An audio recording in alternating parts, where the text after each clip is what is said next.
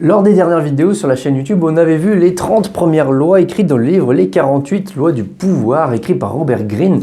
Aujourd'hui, du coup, j'avais envie de voir les 5 prochaines lois, les lois de 31 à 35. Mais juste avant, je vais répéter un peu ce que je dis au tout début de chaque vidéo. C'est que le principe de ce livre-là, le principe d'écriture de ce livre, c'est que Robert Greene a voulu présenter les lois du pouvoir comme amorales. C'est-à-dire qu'il y a tout un tas de lois qui proposent de tromper les gens, proposent de les arnaquer, qui proposent de faire des actions qui sont dites véritablement contre le bien d'autrui même.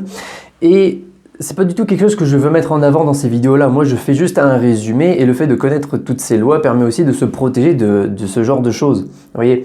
Donc voilà. Loi numéro 31, du coup, c'est la loi qui nous propose de gérer les options. L'idée, c'est qu'il faut que les autres jouent avec les cartes que nous, on met en place. C'est assez important, assez subtil à comprendre ce genre de loi-là, s'il s'agit véritablement de la meilleure manipulation possible. C'est-à-dire que faire croire aux autres qu'ils ont plusieurs options, finalement, et que chaque option qu'ils croient avoir, en fait, sont des choses que vous avez contrôlées à l'avance et qui sont toutes dans votre faveur.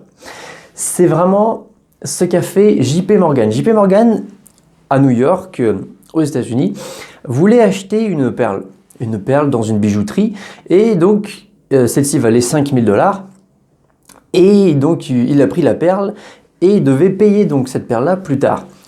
Une semaine, je crois, plus tard, le bijoutier reçut un colis avec marqué de JP Morgan, du coup, avec en plus une lettre lui disant « Bien voilà, j'ai très bien aimé la perle, mais je ne suis pas prêt à l'acheter pour 5 000 $. Est-ce que vous seriez prêt à l'acheter pour 4 000 $? Si oui, renvoyez le colis avec la perle dedans, sans l'ouvrir bien sûr.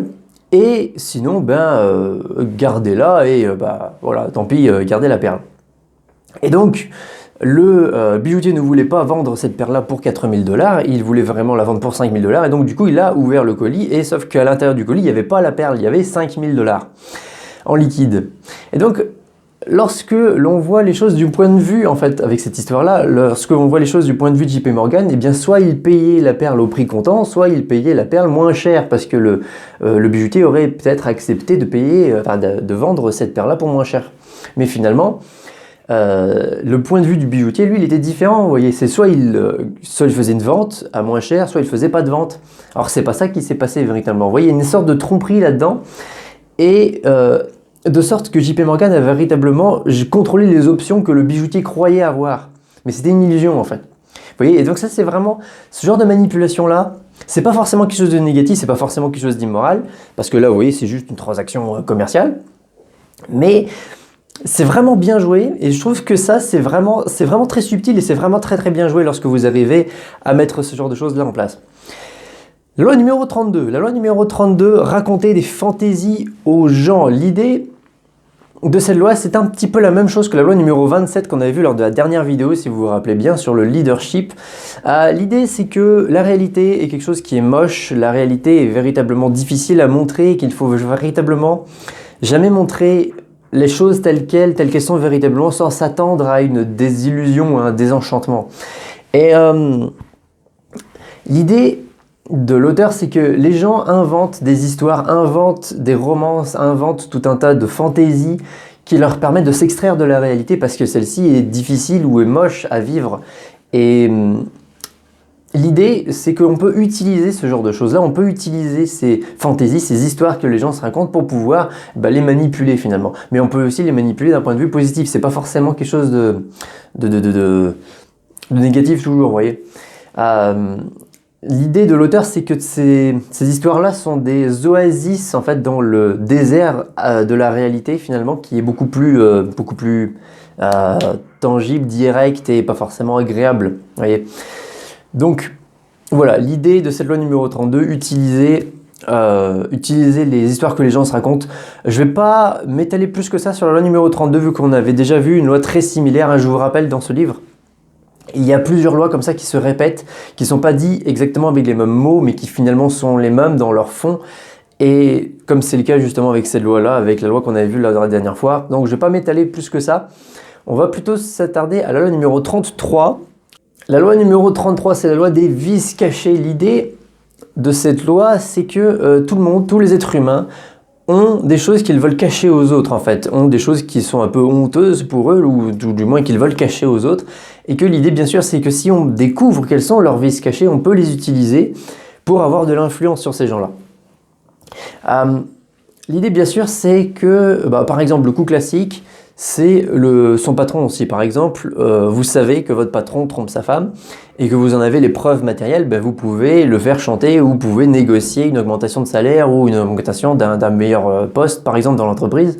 Bon, souvent, il s'agit dans ces vices cachés-là d'insécurité ou il s'agit d'émotions incontrôlables vis-à-vis de tel ou tel sujet. Il ne s'agit pas forcément que de tromperie ou ce genre de choses, hein, évidemment. Et il faut évidemment faire attention, ce que nous dit l'auteur évidemment, c'est qu'il faut faire vraiment attention de savoir si on a, d'être vraiment sûr en fait, d'avoir des preuves que cette personne-là a tel ou vice caché. Parce que si on essaye de la manipuler alors que les vices cachés, en fait, on s'est trompé sur ce qu'on voulait, sur ce qu'on avait découvert finalement, eh bien cela peut se retourner contre nous très vite. Imaginez évidemment la scène avec notre patron. Si on commence à essayer de faire chanter celui-ci, mais qu'en fait, il assume complètement sa liaison que l'on croyait être un vice caché, finalement, on va avoir une bien piètre opinion à ses yeux, en fait. Et donc, ça risque de se retourner contre nous très vite. Et de mettre une très mauvaise ambiance entre vous, bien sûr. Donc, voilà, donc ça c'est véritablement pour la loi numéro 33. La loi numéro 34, la loi numéro 34, c'est la loi qui nous dit qu'il faut être royal dans nos comportements. Agissez comme un roi pour être pris pour tel. L'idée, c'est quelque chose qui revient très souvent, hein, comme par exemple lorsqu'on avait vu la loi de Jules César lors des vidéos précédentes, enfin l'histoire de Jules César, où en gros on pouvait se réécrire soi-même, réécrire sa propre identité. En fait, c'est un peu la même chose ici finalement. Le fond est un peu la même chose. C'est que l'idée est que si on agit de manière vulgaire, si on agit de manière commune, qu'on parle de manière commune, qu'on agit comme tout le monde finalement, eh bien on va être pris pour quelqu'un de commun. Et sur le long terme, eh bien ça peut véritablement nous poser problème. Alors que si on agit pour soi-même déjà, comme si on était véritablement un roi et qu'on agissait de manière justement royale, aussi bien pour nous-mêmes qu'avec les autres finalement, eh bien on va appliquer une règle qu'on a déjà vue encore une fois dans les précédentes vidéos, hein, que les autres nous traitent de la manière dont nous nous traitons nous-mêmes souvent. Hein. La manière dont nous traitent les autres, c'est un reflet de la manière dont nous voyons nous-mêmes. Et l'idée, c'est d'utiliser ce principe-là à fond véritablement. Hein. Voilà, donc agir comme un roi pour être traité en tant que tel, c'est véritablement l'histoire de Clésnès. Alors probablement je prononce pas bien du tout. Hein. Clésnès était un roi au temps de la Grèce ancienne, voyez, et il voulait marier sa fille à un très bon parti, évidemment, hein, au meilleur parti qu'il pouvait trouver. Et donc ce qu'il a fait, c'est qu'il a organisé des Jeux Olympiques, donc en Grèce, et pendant les Jeux, il a utilisé la ville, il a organisé un peu partout en ville, autour des Jeux Olympiques, tout un tas de divertissements. Il a ouvert des bars, il a ouvert tout un tas de festivals, enfin il a ouvert énormément de distractions, de sorte de pouvoir tester un peu les différents candidats qui étaient les différents candidats des Jeux Olympiques, pour montrer leur valeur, etc. Et il voulait aussi les tester aussi en dehors des Jeux. Et à la fin de la semaine de jeu, du coup, le roi avait trouvé un prétendant pour sa fille qui lui convenait. Et donc ce qu'il a fait, c'est que pour pouvoir préparer le mariage, en fait, pour pouvoir fêter le futur mariage de la princesse, eh bien finalement le roi Clésnès a voulu organiser une grande fête pour pouvoir fêter le futur mariage. Et donc ce qu'il a fait le prétendant durant cette fête-là, c'est qu'il a un petit peu trop abusé de la boisson. Il a commencé à danser sur les tables, il a commencé à chanter, ce qui a commencé à déplaire pas mal au roi. Et ce qu'il a fait, c'est qu'il a aussi, à un moment donné, voulu sortir de l'établissement. Il a pris un cheval, il a commencé à vouloir faire des courses de cheval, mais en étant ivre. Donc il s'est donné en spectacle de manière, comme vous pouvez l'imaginer. Et donc, voyant cela, le roi a été très mécontent de son attitude et il a fait annuler le mariage. Donc, c'est ça l'idée, c'est que si ce prétendant-là avait continué en fait d'agir de la même façon qu'il avait agi tout le restant de la semaine, eh bien il aurait pu épouser la princesse finalement. Donc voilà, soyez royal dans vos comportements et les autres vous traiteront comme tel. La loi numéro 35, c'est une loi que j'aime bien puisqu'elle est illustrée par une fable en fait. La loi numéro 35, c'est la loi qui nous dit qu'il faut maîtriser notre timing. Savoir maîtriser le timing, ça reprend un peu la même chose, c'est-à-dire que si on se montre stressé, si on se montre impatient, finalement, cela va nous montrer aux autres, cela va montrer aux autres que l'on est dans une certaine insécurité. Et de la même façon que ce qu'on disait avant, la manière dont on se traite soi-même, c'est la manière dont les autres nous traitent. Et bien finalement, si on est stressé, inquiet, et bien les autres vont nous traiter comme ça, comme tel.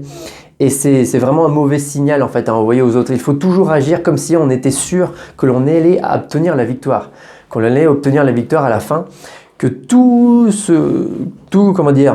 l'échiquier, que ce soit politique, que ce soit dans l'organisation dans laquelle vous êtes, peu importe, l'idée c'est qu'il faut toujours montrer que vous êtes serein, montrer que vous êtes détendu, montrer que vous êtes confiant en l'avenir, que vous savez ce que vous faites. Et c'est un signal qui est très très fort à montrer aux autres en fait.